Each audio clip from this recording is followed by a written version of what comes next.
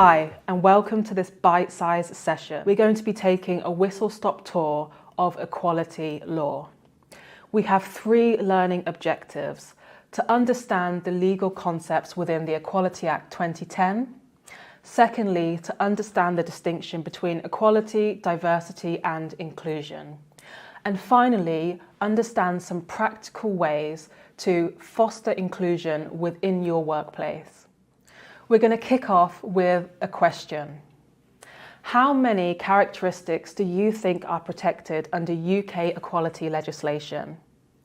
Is it 13, 6, or 9? The answer is 9. There are 9 protected characteristics under the Equality Act 2010.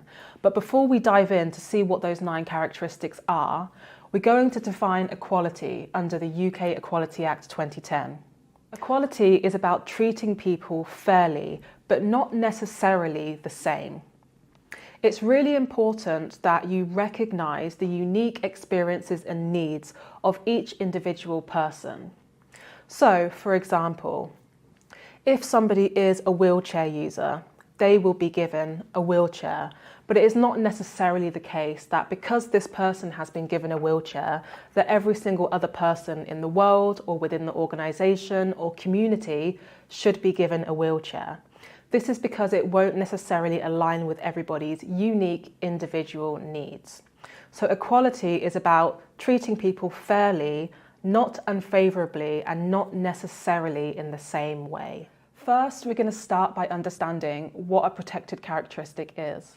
There are 9 characteristics protected by anti-discrimination legislation in the UK.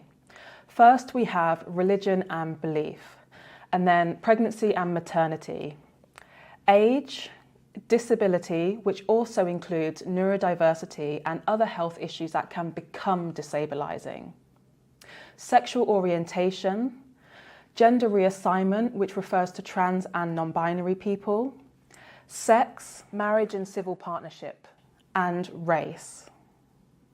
There are many other characteristics not included in the Equality Act 2010 that also disproportionately experience exclusion or other barriers. Can you think of any? First, we have class or socio-economic status. This can be comprised of somebody's social connections, their assets or property, as well as their income. And then we have caste. Caste is a social system that specifically relates to hierarchies that can determine what occupation somebody can do, as well as access to other areas of day-to-day life. And then we have housing status. This can include homelessness, as well as housing insecurity. And then we have citizenship status.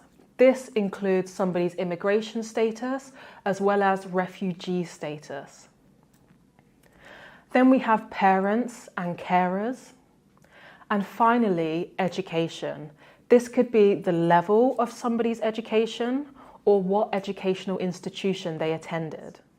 It's really important to recognise and abide by our legal duties under the Equality Act 2010, but it's also important to recognise our moral obligation to think beyond the 9 protected characteristics and consider all people who can disproportionately experience exclusion and barriers. Now, to test your understanding of the 9 protected characteristics, we're going to watch a quick video, and I'd like you to see if you can spot which characteristic is at play. Ian, have you got those figures? No. Oh. No, I haven't. Well, we've been up against it a little bit. Chris is off again with depression, so yeah, we'll catch it up at some point, I'm sure. What's this? Well, you know, it's him again, isn't it? So yeah, we will do what we can, but until he gets himself sorted and gets back, we are going to. You shouldn't do that, Ian. Well, it gets on my nerves. Belittling, isn't it? Well, it gets on my nerves. You do that a lot when you talk about Ian, you know. that belittling him and mental illness. I don't feel comfortable with it. Well, I don't feel comfortable having to cover for the same man every time. But you shouldn't do that. I mean, you know, you're implying that he's making it up. He's not making it We up. all get a little bit depressed sometimes, okay? But we don't have to go off with it. There's a big difference between getting a little bit depressed and having depression. How would your manager feel if he knew you were doing all that about Chris? It's not Well, nice. hang on. My manager doesn't have to sit here and deal with the stress of being one man down all the time when you know who is away with you know what. There you go again. You know who, you know what. Quotes, you do it all the time. It's not a joke. I know it's not a joke. Well, he needs to take life a little bit more seriously instead of just ducking out every time there's a problem. I'm not gonna argue with you all day about this, right? You'll get the figures at some point, okay? Until then, you'll just have to be patient. Well, just, you know, don't do that. Did you spot a protected characteristic being discussed? It was, in fact, disability. This is because disability includes physical disability, invisible disability, neurodiversity, as well as mental health. And here they were talking about depression. So this constitutes disability. Oftentimes, equality and diversity are words that are used interchangeably, but they do in fact have distinct definitions. Diversity is defined as the unique differences amongst individuals, as well as the unique differences within individuals. For example, if somebody is a bisexual disabled man, that would be a diversity amongst the individual. And then let's move on to the definition of inclusion. Inclusion is where you recognise the unique needs of each individual person and make an effort to meet those needs. Now let's move on to have a look at what the data says, specifically about the impacts of exclusion. First, we're going to start with tribunals. The highest ever payout recorded in the UK for an employment tribunal on the basis of unfair dismissal, specifically related to sex and race, was £4.5 million in the NHS sector. And then let's move on to health and well-being. 1 in 4 people every single year will experience a mental health issue, and that is quite significant. The data also clearly shows us that organisations that have a more diverse workforce, as well as a more inclusive culture, see increases in staff productivity, profitability, as well as customer satisfaction. Now, there are many different ways to embark on inclusivity within your community and workplaces. One of those ways is positive action. Positive action is defined as remedying the underrepresentation or disadvantages experienced by members of protected groups. Now, before we move on, we're going to do a quick quiz to test your understanding of the distinction between positive action and positive discrimination. If a job advertisement has a statement that encourages applications from underrepresented groups, for example, we encourage applications from women, trans people, and people who identify with global majority groups. Do you think that this is positive action or positive discrimination? This is, in fact, positive action. This is because they are still expected to have the skill sets and abilities to perform the role, but the underrepresentation of these groups of people are being remedied. Statement number 2. A department store hires 9 senior managers, of which 2 are women. Due to the underrepresentation of women, when the next vacancy comes around, they decide to only interview women, regardless of whether they have the skills required for the role. Do you think that this is positive action or positive discrimination? This is in fact positive discrimination. Although they are attempting to respond to underrepresentation of a protected group, they are doing so in an illegal way. This is because they are not requiring them to have any relevant skill sets to have this opportunity. Statement number 3. An employer interviews 3 candidates that have equal skill and equal merit.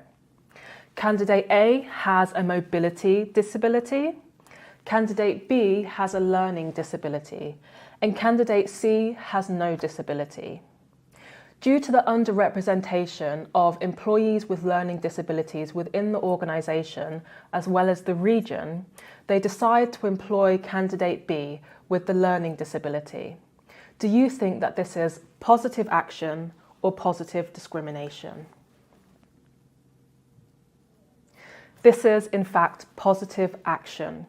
This is because all 3 candidates had equal skill and merit, and the choice to select the person who had a learning disability, person B, was due to data evidence of underrepresentation, but they still had equal skill and merit.